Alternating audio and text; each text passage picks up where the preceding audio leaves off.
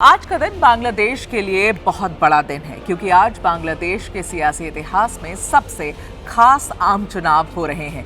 करीब 18 महीने पहले जेन-ज़ी की बगावत के तत्कालीन प्रधानमंत्री शेख हसीना को उनकी सरकार गिर गई थी, उसे गिरा दी गई थी और उसके बाद चीफ एडवाइजर मोहम्मद यूनुस ने नेतृत्व में अंतरिम सरकार बनाई थी और अब बांग्लादेश के आवाम ने देश का नया प्रधानमंत्री, नई सरकार चुनने के लिए आज मतदान किया है।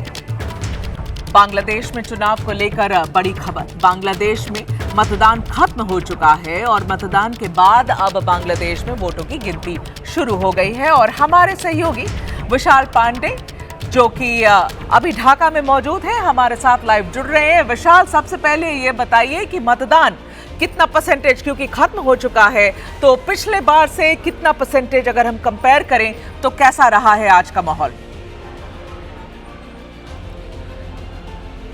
देखिए मेघा, यहाँ पर बड़ी संख्या में मतदाताओं ने इस मतदान में हिस्सा लिया है। हमने ढाका समेत अलग अलग हिस्सों में जाकर पोलिंग बूथ का जायजा लिया, जहाँ पर हमने देखा बड़ी संख्या में मतदाता पोलिंग बूथ तक पहुंचे हैं और इस आम चुनाव में बढ़ चढ़कर हिस्सा ले रहे थे। दोपहर 2 बजे तक चुनाव आयोग ने जो आंकड़े जारी किए हैं उसके मुताबिक 48% मतदान बांग्लादेश में हुआ है। हालांकि ये मतदान शाम 4:30 बजे तक चला है। फाइनल आंकड़े आना अभी बाकी है और इस वक्त हम बांग्लादेश के चुनाव आयोग के बाहर ही मौजूद हैं और अब से थोड़ी ही देर में ट्रेंड्स आने शुरू हो जाएंगे, रुझान आने शुरू हो जाएंगे, क्योंकि वोटों की गिनती भी चुनाव खत्म होते ही शुरू हो गई है और इस बात की उम्मीद लगाई जा रही है कि जमात-ए-इस्लामी गठबंधन और बीएनपी गठबंधन के बीच कांटे की टक्कर है और इन दोनों गठबंधन में से ही कोई एक गठबंधन बांग्लादेश में सरकार बनाने की ओर आगे बढ़ेगा। तमाम जो सर्वे सामने आए थे उसमें बीएनपी गठबंधन को बढ़त हासिल होती हुई दिखाई पड़ रही थी, लेकिन अब जब चुनाव खत्म हो गया है, कुछ ही देर का इंतजार है जब रुझान आने शुरू होंगे। हालांकि ये बैलेट पेपर से चुनाव यहां पर होते हैं तो वोटों की गिनती में थोड़ा वक्त लग सकता है। आम चुनाव के साथ साथ यहां जनमत संग्रह पर भी मतदान हुआ है। मतदाताओं को हां या नहीं में जवाब देना था जनमत संग्रह को लेकर, उसकी भी गिनती आम चुनाव के वोटों के बाद शुरू होगी। तो ये कहा जा सकता है कि देर रात तक कोई फाइनल तस्वीर आती हुई दिखाई पड़ सकती है कि आखिरकार बांग्लादेश की जनता ने आज क्या फैसला सुनाया है। लेकिन फाइनल रिजल्ट आने में काफी वक्त लग सकता है, कल दोपहर भी हो सकती है, कल सुबह तक भी सामने आ सकता है। और इसी बीच तारिक रहमान जो बीएनपी के नेता हैं, उन्होंने कहा है अगर चुनाव नतीजे निष्पक्ष होंगे तो वो इसे स्वीकार करेंगे। एक ये बहुत बड़ा अभी चुनौती बांग्लादेश के सामने है कि रिजल्ट्स में कोई हेराफेरी ना हो। बहुत सारे आरोप प्रत्यारोप जमात-ए-इस्लामी और बीएनपी के नेता एक दूसरे के ऊपर लगा रहे हैं, तो बांग्लादेश के जो अंतरिम सरकार है उसके ऊपर इस वक्त सबसे बड़ी जिम्मेदारी यही होगी कि जो चुनाव नतीजे आए वो काफी निष्पक्ष तरीके से सामने आए। मेरा सवाल आपसे ये है विशाल कि इस बार देखिए अवामी लीग, शेख हसीना की अवामी लीग को इस पूरे मैदान में उतरने नहीं दिया गया, उन्हें इलेक्शन लड़ने की परमिशन नहीं थी। तो जो एक बड़ा तबका वोटर्स, जो अवामी लीग का वोटर था, वो किस तरफ झुकता हुआ वहां दिखाई दे रहा है?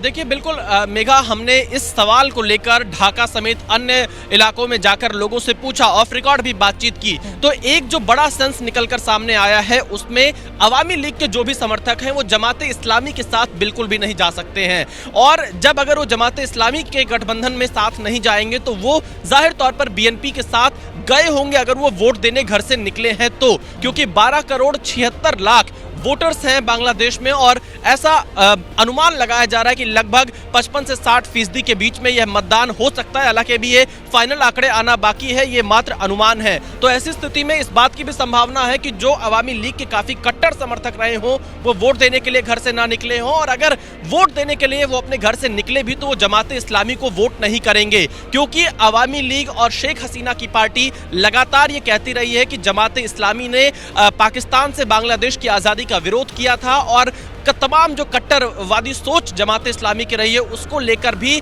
कई तरह के सवाल यहां पर खड़े हुए हैं। तो इस बात का अंदाजा लगाया जा सकता है कि अवामी लीग के समर्थक अगर वोट डालने के लिए निकले होंगे तो वो बीएनपी की तरफ गए होंगे, लेकिन फाइनल नतीजों का इंतजार अभी रहेगा। वोटों की गिनती शुरू हो चुकी है। खास बात यह है कि यहां जिस पोलिंग बूथ पर वोट डाला जाता है वहीं पर वोटों की गिनती होती है। तो ऐसी स्थिति में जहां जो अलग अलग पोलिंग बूथ बने हुए हैं वहां पर वोटों की गिनती शुरू हो चुकी है।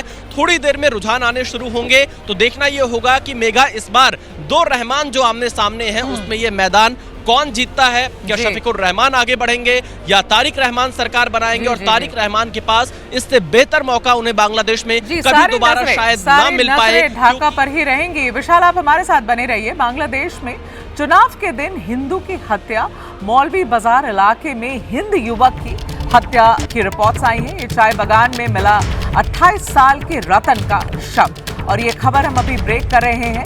बांग्लादेश से ये खबर आ रही है, और जैसा कि आप लोगों को पता ही होगा, पिछले कई दिनों में और कई महीनों में ऐसी खबरें बार बार आई हैं बांग्लादेश से कि वहां हिंदुओं को टारगेट किया जा रहा है। मैं वापस जाना चाहूंगी विशाल पांडे के पास। और विशाल, देखिए, बड़ा इंटरेस्टिंग इस बार का चुनाव इसलिए भी है कि जो दो महिलाएं कई दशकों से बांग्लादेश की राजनीति में जिनका सबसे बड़ा प्रभाव हुआ करता था, वो दोनों महिलाएं इस बार नहीं हैं। शेख हसीना जी देश से बाहर हैं और खालिदा जिया जी की मौत हो गई है। तो अब ये जो वैक्यूम वहां क्रिएट हुआ है, ये कौन भर रहा है और इसका कितना असर आप देख रहे हैं वहां के चुनाव पर? देखिए मेघा, दो बेगम अब इस चुनाव में नहीं है। खालिदा जिया का निधन हो चुका है, शेख हसीना देश छोड़कर जा चुकी हैं। तो ऐसी स्थिति में जमात इस्लामी, जिसके ऊपर लंबे समय से पॉलिटिकल बैन रहा था, चुनाव लड़ने पर प्रतिबंध था, वो एक तरह से चुनावी मैदान में दिखी।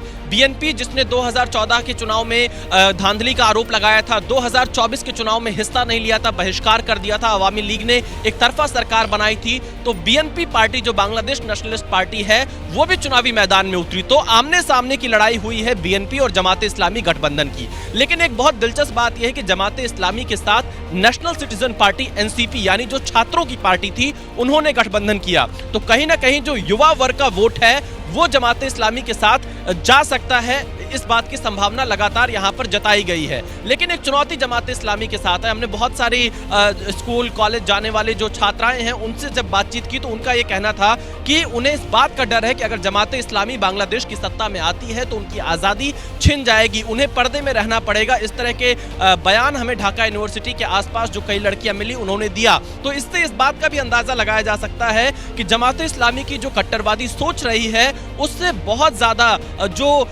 आज प्रगतिशील सोच के लोग हैं, जो युवा हैं, वो उससे बहुत इत्तेफाक नहीं रखते हैं। और यही वजह है कि एनसीपी के तमाम नेताओं ने जमात इस्लामी के साथ गठबंधन का विरोध भी किया था, लेकिन उसके बावजूद भी सीटों के चक्कर में एनसीपी ने जमात इस्लामी के साथ गठबंधन किया। और अब जब चुनाव संपन्न हो चुका है तो नतीजों का इंतजार है। बीएनपी के सामने भी चुनौती सबसे बड़ी यही थी कि युवा मतदाताओं को कैसे अपने साथ लेकर आए, क्योंकि तारिक रहमान लंबे समय से बांग्लादेश छोड़कर 17 सालों से लंदन में रह रहे थे, तो कहीं ना कहीं जमीन से वो भी कटे पड़े थे। लेकिन उनके साथ दो प्लस पॉइंट है, एक अवामी लीग की गैर मौजूदगी, तो जो वोटर्स जमात इस्लामी के साथ नहीं जाना चाहते हैं, जो अवामी लीग के समर्थक रहे हैं, वो जाहिर तौर पर बीएनपी के साथ जाएंगे। दूसरा, खालिदा जिया के निधन के बाद जो एक सिंपैथी थी वो पूरी तरह से तारिक रहमान के साथ दिखी। उनके काडर में काफी ऊर्जा दिखा, कैंपेनिंग की, बहुत सारे वादे किए, रेफरेंडम को लागू करने का वादा किया और यह वादा किया कि 10 साल से ज्यादा कोई भी व्यक्ति प्रधानमंत्री के पद पर नहीं रह पाएगा।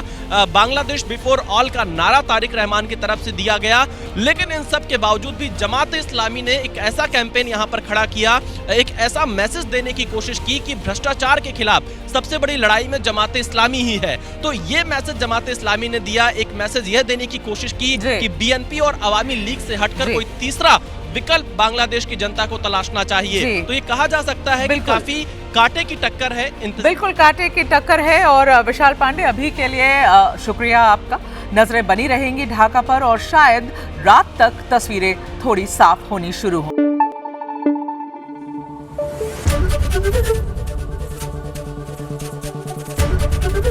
एबीपी न्यूज आपको रखे आगे।